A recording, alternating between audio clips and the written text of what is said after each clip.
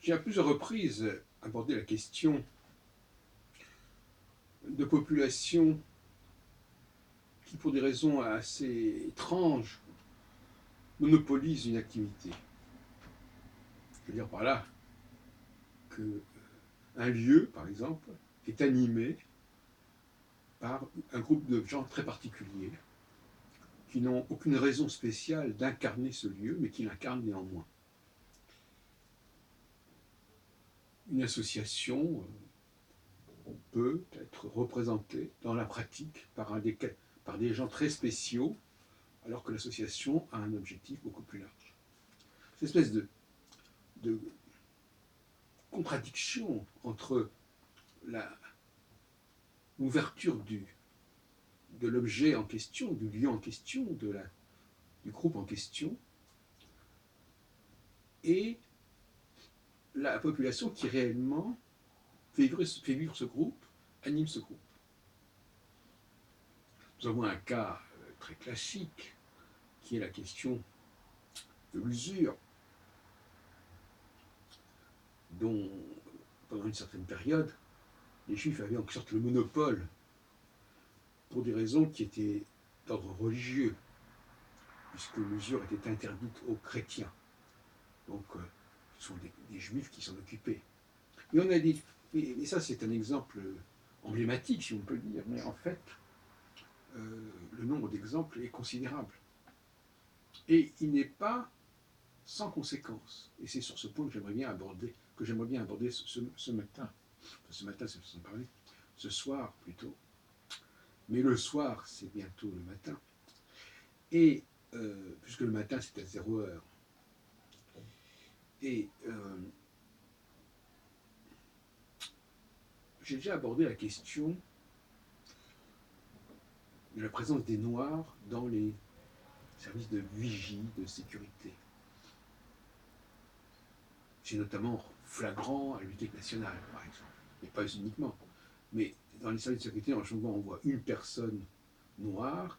À la Bibliothèque nationale, cet après-midi, il y avait au moins une dizaine de Noirs qui attendaient les lecteurs qui arrivaient. D'ailleurs, très peu de lecteurs, c'était d'ailleurs assez curieux. Les services de sécurité, pour des raisons qui nous échappent, ont décidé ou ont opté pour cette formule du noir, assez bien habillé, qui incarne la sécurité. Mais il y a aussi beaucoup d'Arabes qui sont également agents de sécurité. Alors, est-ce que le fait de consacrer une population particulière à un métier particulier est de l'ordre du racisme? Et est-ce que le fait de signaler le phénomène est de l'ordre du racisme? Voilà donc deux questions qui se posent. Et en réalité, une des causes du racisme, c'est bien justement ce genre de phénomène. C'est-à-dire que ceux qui décident d'accorder à une population bien particulière une activité bien précise prennent la responsabilité d'assimiler cette population à cette activité. Et si en plus cette activité est problématique, comme beaucoup d'activités sont problématiques, tout à l'heure on parlait des prêteurs à gages, c'est problématique, les gens qui s'occupent de la sécurité, c'est à mon avis assez problématique aussi. Parce que ils vous posent des questions, ils vous surveillent, ils vous testent, etc. Enfin, je veux dire, c'est quand même quelque chose, ils vous donnent des ordres, un peu comme des douaniers, voilà, enfin, et donc, par conséquent, on peut avoir une animosité contre ces personnes. Contre la population, contre le métier en question. Mais si en plus ce métier, qui fait problème en lui-même, est incarné, personnifié par une population particulière, qui aurait une religion particulière, ou qui aurait une couleur de peau particulière, vous voyez bien les dégâts que ça peut produire. Il est évident, c'est pas moi qui le dis, il est évident, il faudrait dire Poliakov, il est évident que les activités qui ont été réservées aux Juifs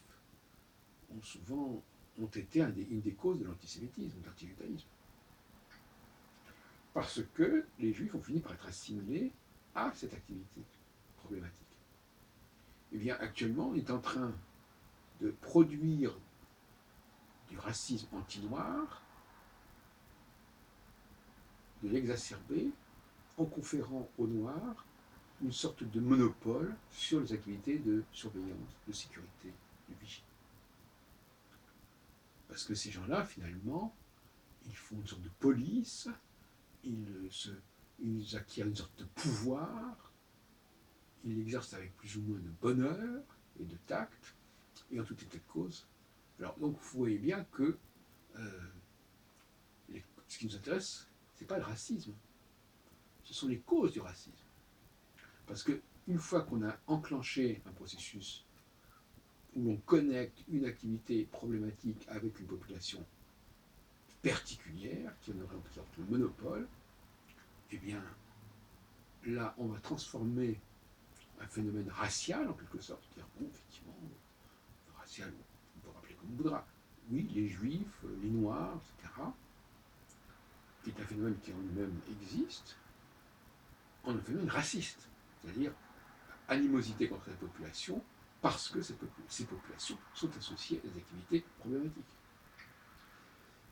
Alors, évidemment, je ne sais pas ce que répondrait la BNF si on lui demandait comment se fait-il que vous ayez comme ça fait appel à un service où il n'y a que des Noirs qui sont à l'entrée de la Bibliothèque nationale pour surveiller les lecteurs, à l'entrée et à la sortie d'ailleurs. Qu'est-ce qu'il répondrait? Est-ce qu'il répondrait avec des involtures comme oui, c'est comme ça que ça se présente? Ou bien oui, c'est vrai que les Noirs sont de plus en plus nombreux dans ce type d'activité. Mais justement, le problème, c'est bien pire, c'est que ces Noirs ou ces Juifs, on ne peut que c'est des exemples, en investissant des métiers ou des activités impopulaires, ne font qu'aggraver l'hostilité et l'animosité à leur égard, à leur rencontre. Donc ils sont également responsables de ce phénomène de racisme. On ne peut pas contester le fait que les Juifs, en acceptant certaines activités, même si ça leur permettait d'avoir une présence dans le pays en question, ne pouvaient provoquer à terme que des problèmes. Alors, effectivement, je viens d'employer le mot intégration. Alors, effectivement, quel est le prix de l'intégration? Si être intégré en France ou ailleurs, c'est une communauté particulière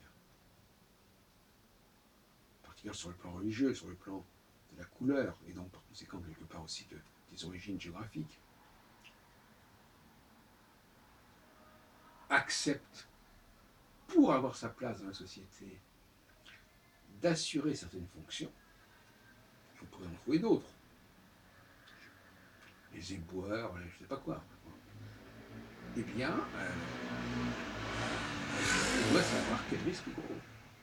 Elle doit savoir que, ce faisant, même si dans l'immédiat, ça permet une forme d'intégration, ça n'est pas sans conséquence. Et il faudrait quand même y réfléchir à deux fois. C'est un véritable dilemme. Alors évidemment, vous me direz, la société n'a pas à favoriser ce genre de phénomène, n'a pas à considérer que telle catégorie de population, bien typée finalement quelque part. Et c'est ça qui est assez amusant dans cette histoire. Les Juifs au Moyen-Âge, c'était une population bien typée et qui allait exercer une activité bien spécifique. Les Noirs aujourd'hui, c'est le moins qu'on puisse dire, sont une population bien typée et que l'on voit occuper certaines activités bien précises. Donc, il y a effectivement là des intégrations.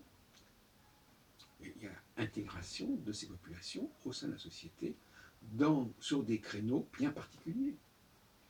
Alors, par conséquent, qui est responsable de ce processus? Deux, est-ce que les populations qui sont ainsi impliquées dans ce processus sont responsables? Et 3, est-ce que les personnes qui dénoncent ce phénomène sont responsables? On peut aussi continuer comme ça indéfiniment.